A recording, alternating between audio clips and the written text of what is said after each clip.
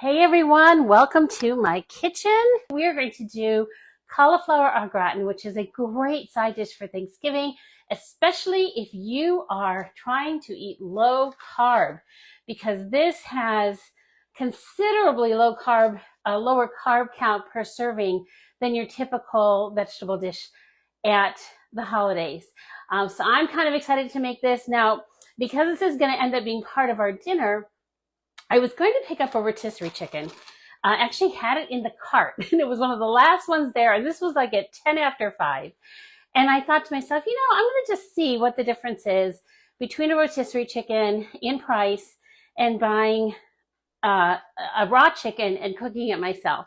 Because if you've been around me any length of time, I try to keep things as unprocessed as possible, and I don't really know what all goes into those rotisserie chickens that makes them taste so good, but I think there's a lot of sodium. That's my guess. So what I wanted to do was just do a regular chicken and show you how quick and easy it really is to do, especially if you're already going to be using your oven.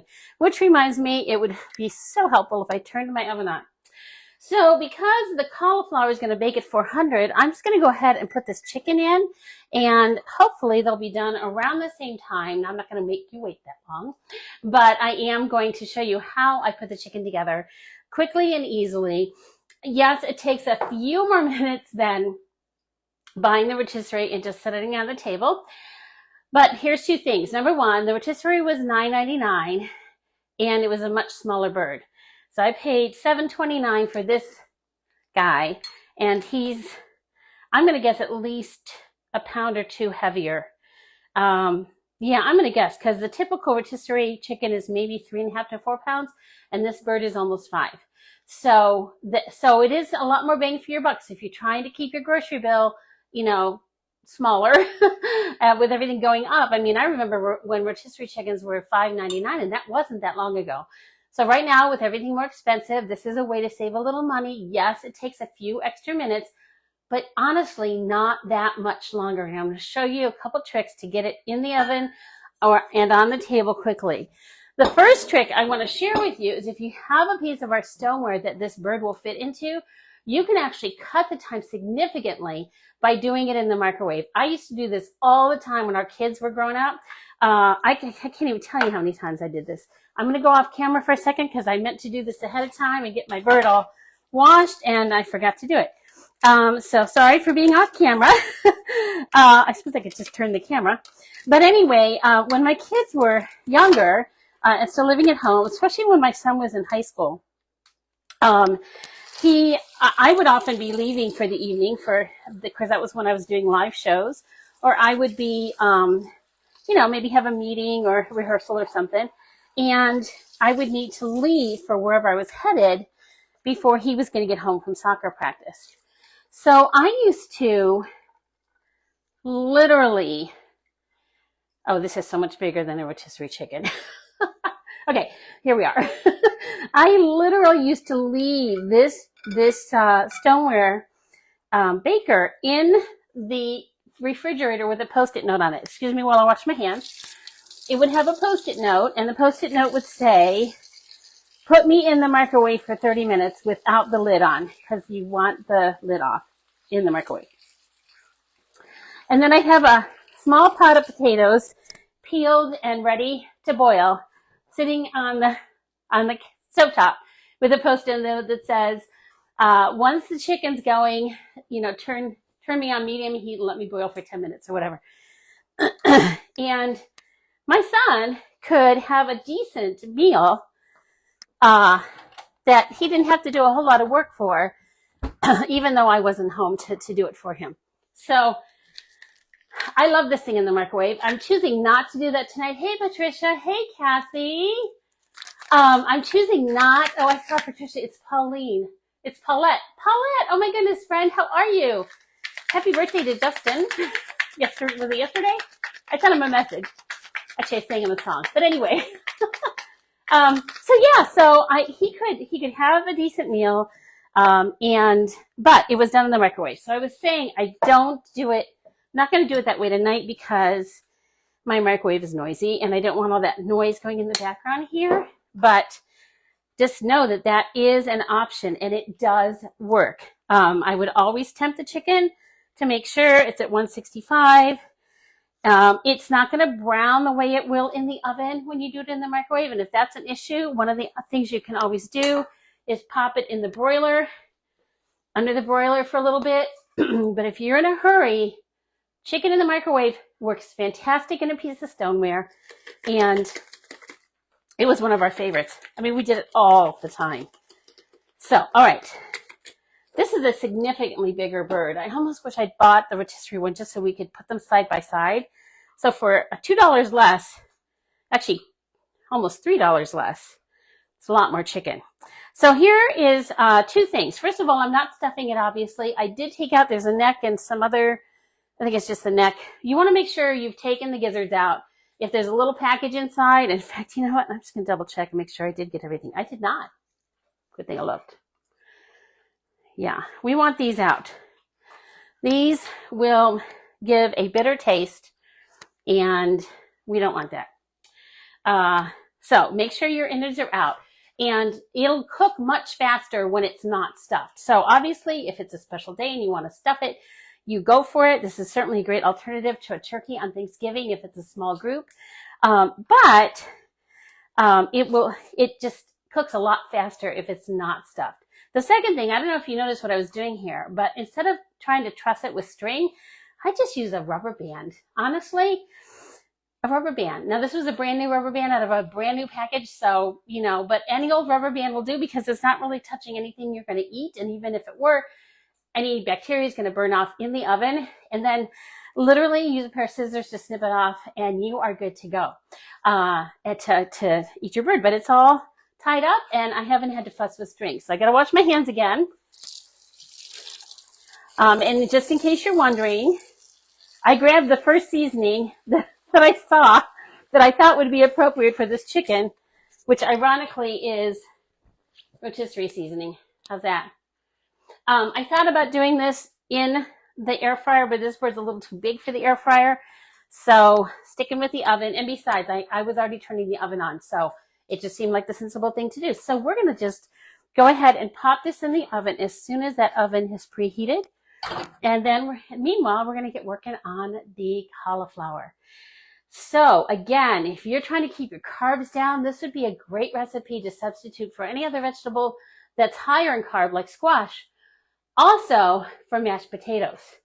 So again, lower carb count per serving and all the delicious flavors. This calls for a head of cauliflower. The heads at Wegmans today were really small, and honestly, it's so much easier to buy it this way. Price per pound is a little bit more, but when you think of how much you lose when you cut the cauliflower off, you lose almost a third of that head. So you might pay less up front, but you're losing a lot. So this is honestly, in my math, in my girl math, just as economical to buy it this way, and it saves me a step. So we've got 2 pounds of cauliflower here. We're going to use a little bit of olive oil, some salt, and some chopped almonds. So this is one of the things I had to run upstairs for, was my food chopper, because the one in our kitchen down here is so old, and I just keep forgetting to get a new collar for it. It's really old. Like the collar is all cloudy, and I honestly probably have a new collar upstairs I could put on it, but anyway, it works fine. It just looks bad. So I went up to get the one that I used to take to my in-home shows, and we're going to chop up a 1/4 cup of almonds in here. And again, coarsely chopped. So for me, in my mind, this is the perfect thing for the food chopper. If I were doing more,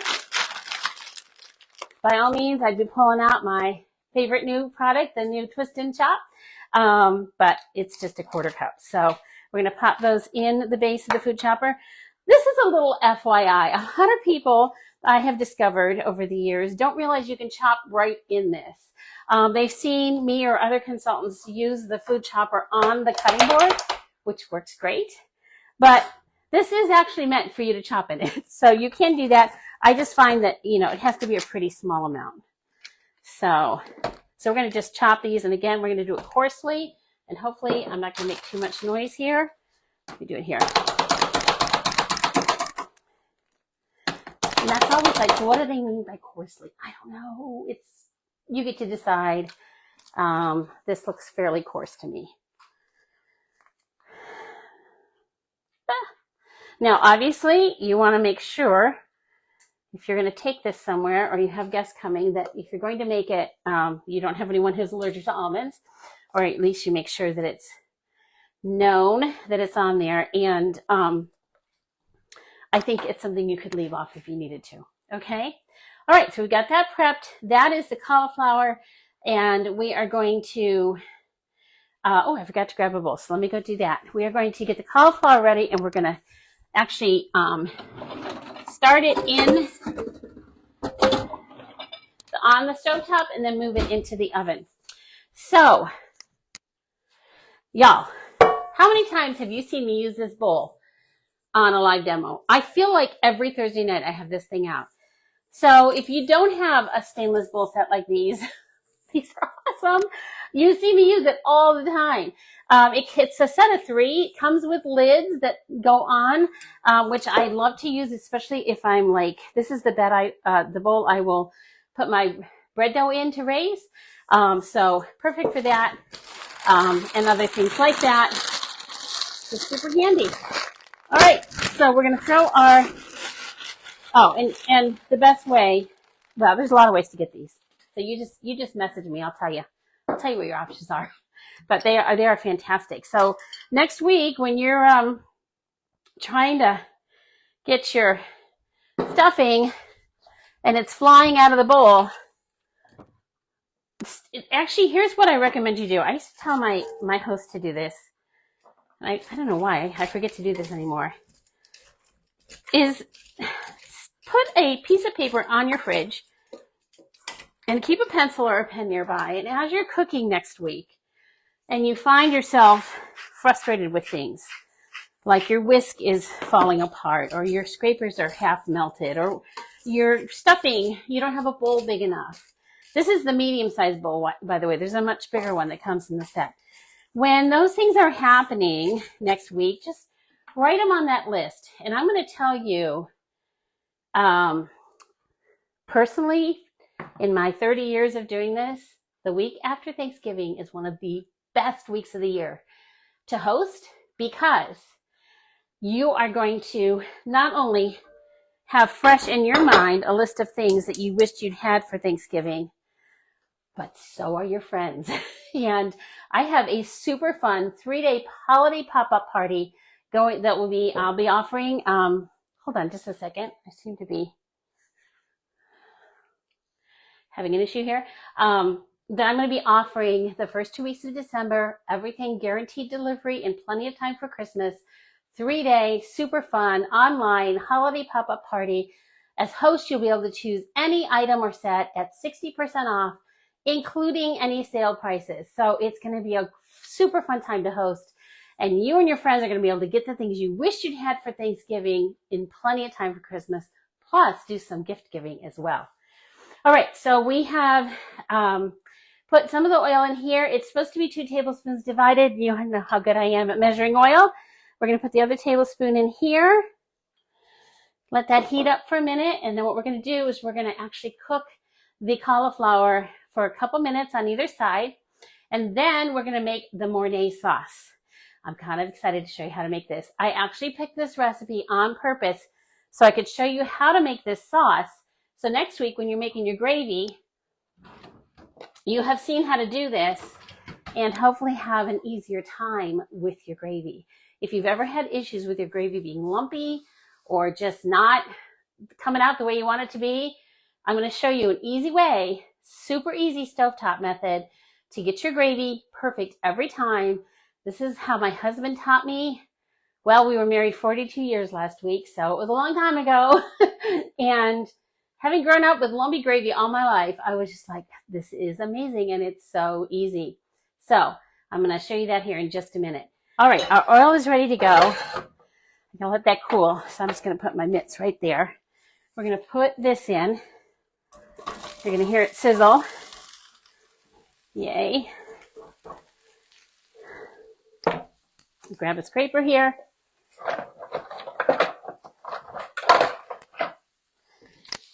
And hey Google, set a timer for 3 minutes. So the trick with this one, oh, she is very loud. The trick with this is you have to let it sit and cook and not try to stir it up all the time. You gotta let it just do its thing, okay? For someone like me, that's not easy, right? I want to stir it up. So you gotta let it sit. So I'm gonna turn the heat down a little bit because this is a really hot burner. And while we're waiting for that to happen, I need to grate some cheese. So I'm just gonna shift things around a little bit here. Put you over here. Bring another cutting board out.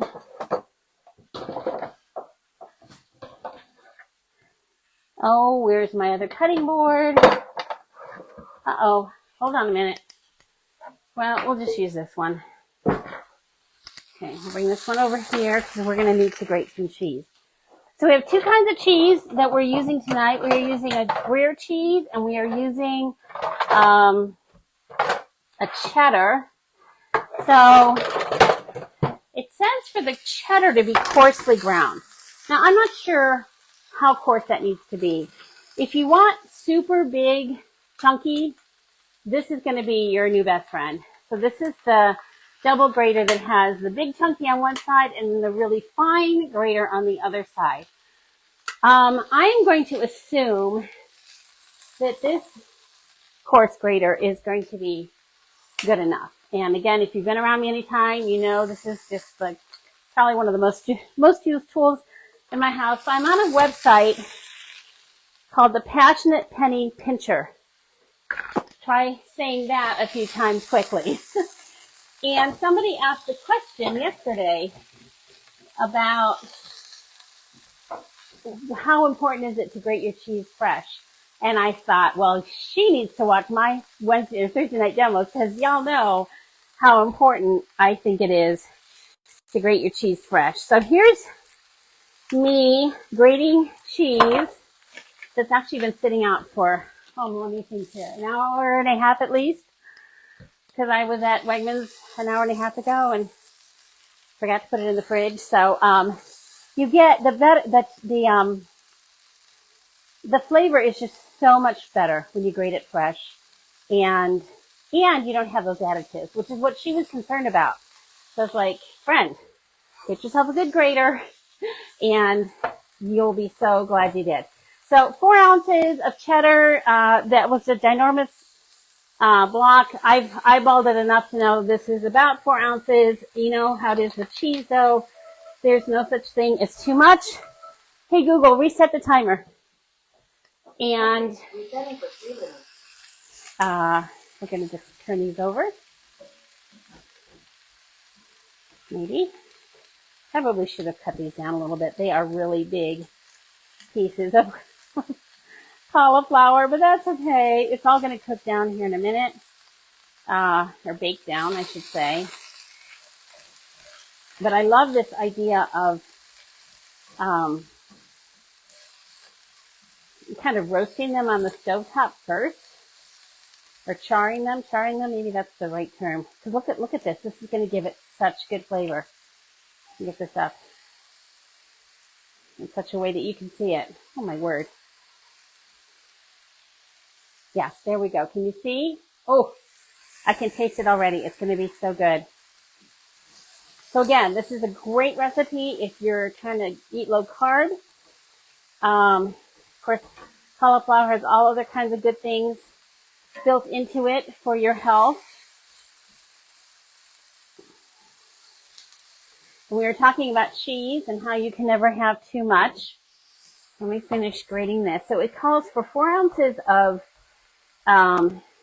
cheddar, and then we have 3 ounces of Gruyere cheese, which is going to give it a really nice, little mellow flavor, which I'm super excited to taste this combination. I think it's going to be so good. Now, here's where I would tweak this recipe, friends. It does not ask for garlic anywhere. I don't understand that. Like, I feel like this should have garlic in it. So if you feel so inclined when you make it, and the link is listed in the post announcing the demo tonight, you go ahead, add that garlic. Now, when I talk to my husband, the chef, he might say, well, Mornay sauce doesn't have garlic in it. So that's why there's no garlic in it. So it might be that. Okay. Season, blah, blah, blah. Did that. Let it brown. Cook for 3 more minutes. It's almost done. Remove from pan. I'm waiting to know what we do with the almonds. Oh, okay. They go on at the end. Alrighty. So we are going to take this out of the pan here in just a minute. This is a recipe. You want to make sure you're doing in a pan, ideally, that goes from the stove top to the oven. So I've got it in our large cast iron skillet. You saw the lid a minute ago. It comes with the lid.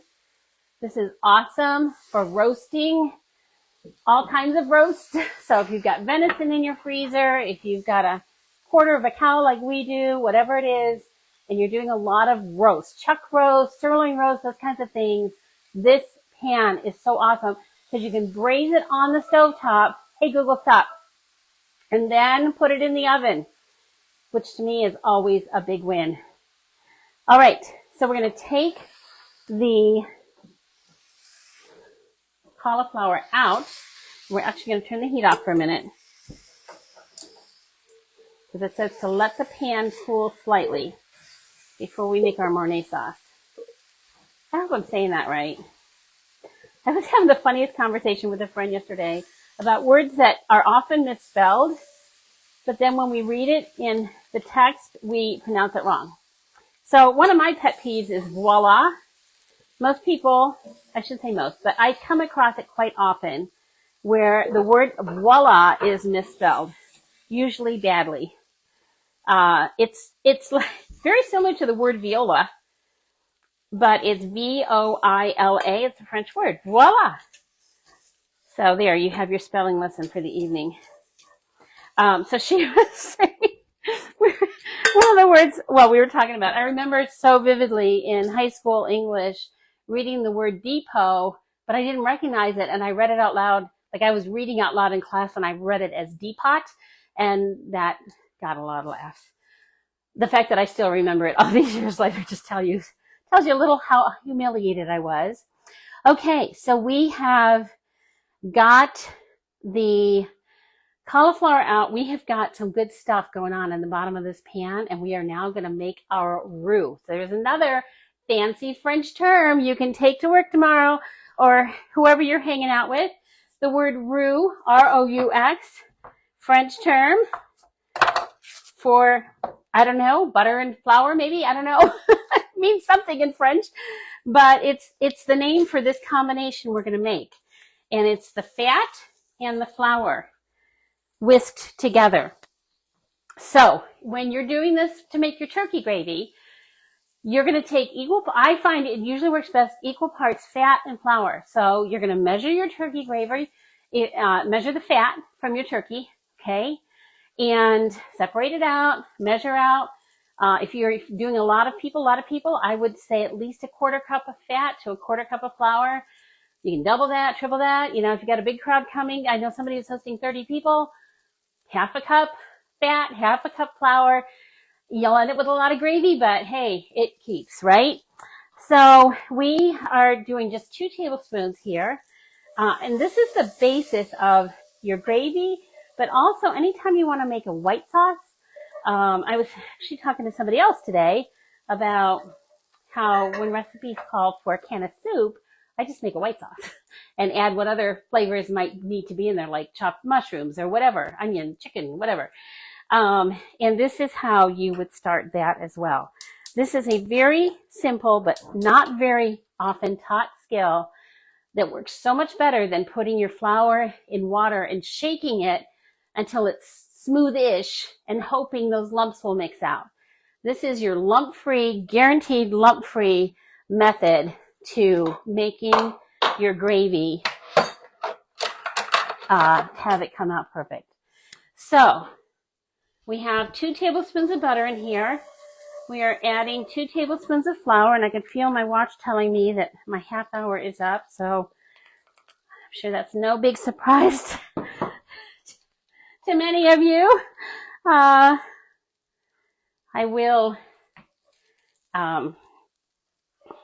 repost this on my YouTube channel and edit out all the ums and when I move the camera, stuff like that. But, you know, cooking just can take a minute, right? So here we are. All right, so, and especially when I'm trying to teach while I cook, it always takes me twice as long. So we've got our flour in here, and we have added it. We're whisking it around. This is my favorite sauce whisk. I featured it on something, and I want to say it's on sale right now. I'm almost positive it is through the end of the month. If you don't have one of these, it's non-stick, so it won't hurt your non-stick pans. Obviously, in this pan, I could use a metal one, but I like the way this is built for this particular purpose because it's got a lot of surface area, so I can really get that roux mixed up. Now, this looks like it's got all these bits of stuff in it because it does. It has little bits of cauliflower. If you're doing your turkey, and especially if you'd roasted your turkey in the same pan, which you could do, or in our big roaster pan, which is what we'll use, then you can be making your gravy right in the pan. Again, I just pour out the fat, I add, and then I measure back in what I need, make it right in the pan on the stovetop, and all those little bits are going to get picked up into your roux and into your gravy, and it's a beautiful thing. Now we're adding milk, and when you add milk to make a roux, you want to add it a little bit at a time. And hopefully you can see how it's going to just pick up that flour mixture, which you also noticed I let it cook for a minute before I started adding the roux. So you let the butter and the flour cook, kind of mix it together. And then when you're doing milk, you want to add it slowly.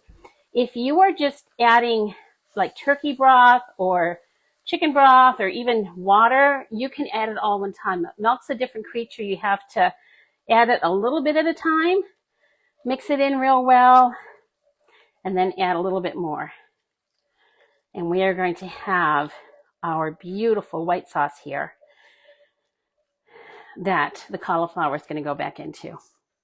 I feel like mixing with one hand, and I don't know, maybe it's not as obvious on camera, but the milk is like wiggling all over the place because I guess I've got my whole body into this project. All right. It's close enough to the end there. We can just pour it in. All right. So we have our beautiful white sauce with those little bits of cauliflower from the bottom of the pan. This was salt-free butter that got purchased by mistake. So I am actually going to add a little bit more salt.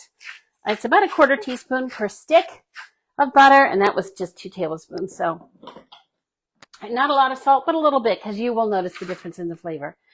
Okay, so we've added the milk. We are going to add that cheese. And, oh, we want to let this thicken for a couple minutes. Okay, let me turn that up. So we're adding the cheese. And you know what? I lied. There is garlic involved. It's just garlic powder, not actual garlic.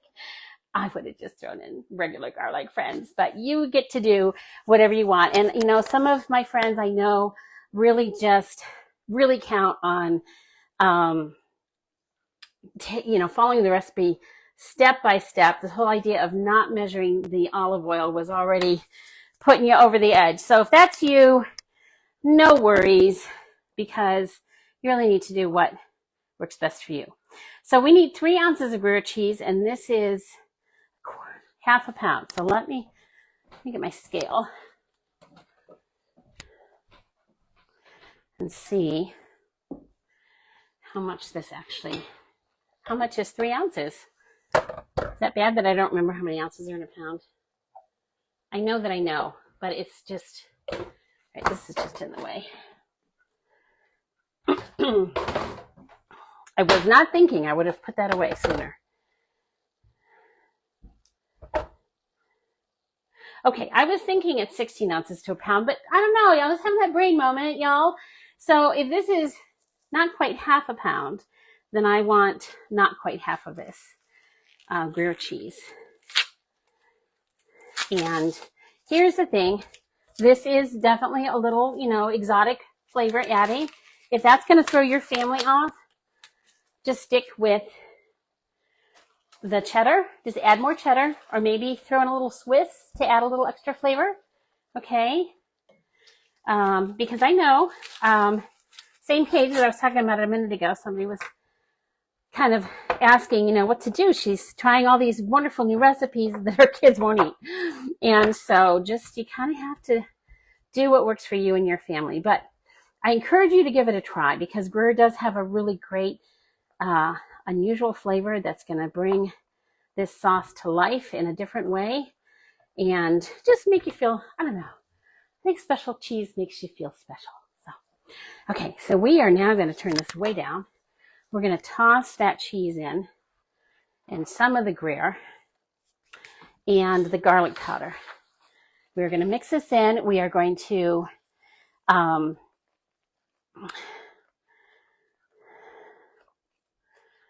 said half cup of the Gruyere. Well, I didn't quite measure that, but it's all right. And then it's a half teaspoon of garlic powder. So we're going to mix that in. Now, this does call for nutmeg, 1/4 teaspoon. Again, that is your call. And I'm not going to add it tonight. I'm just not in the nutmeg mood. Now, next week, when it's actually Thanksgiving, if we make this again, I might add the nutmeg. But tonight, I'm just not feeling it. So, again, you get to decide what you think you and your family will like. And we are going to do, whoops, wrong measuring. Just looking at the nutmeg. You need a half teaspoon of garlic powder. So this is a Pampered Chef bottle repurposed with garlic powder. When our kids moved to Uganda, they gifted us their old spices, and we have enough garlic powder to last us about 10 years. So we just, that's in the basement. We just keep it up a little bit up here. Okay, we're going to turn this off. We're going to put the cauliflower back in. We're going to toss it to coat. And we are going to sprinkle it with those almonds and a little more Gruyere cheese, and it's going to go in the oven.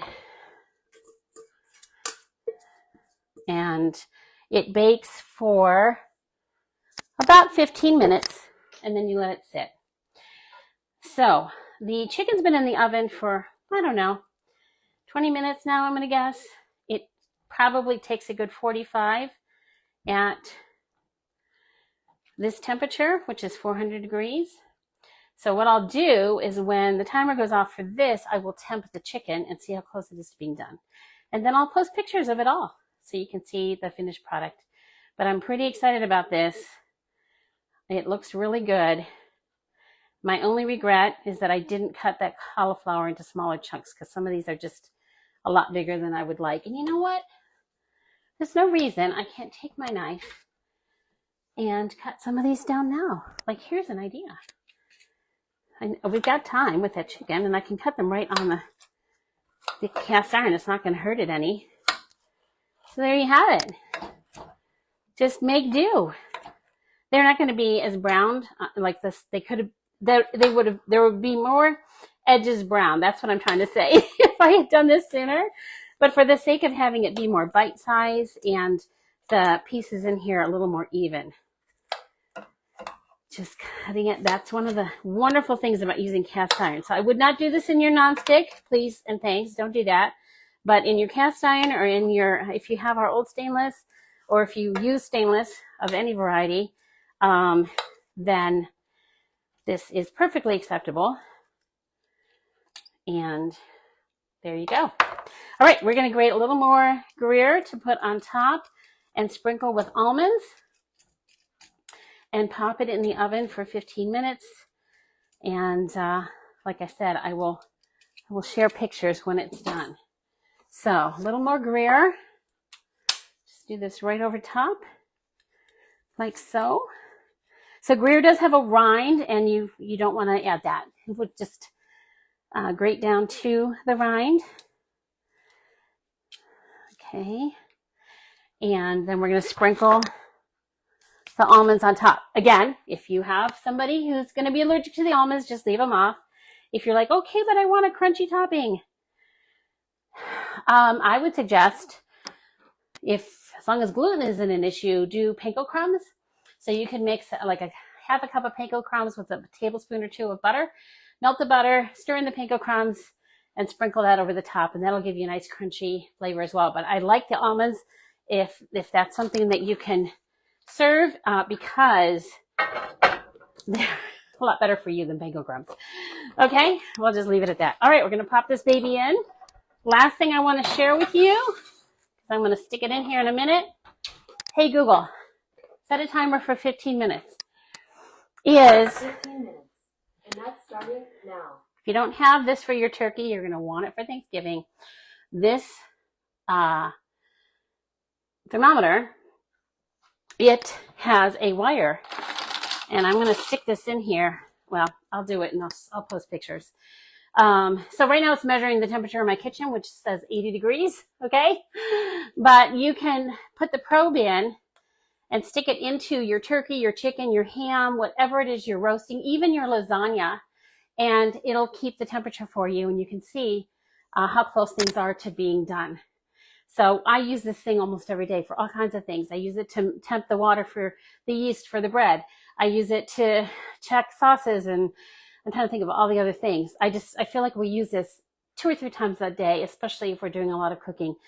So it has the probe this way, okay, like instant read, and then it has the wire that I'll show you a picture of in a minute. So it's like in the one drawer in my kitchen is right there, and that's where it is.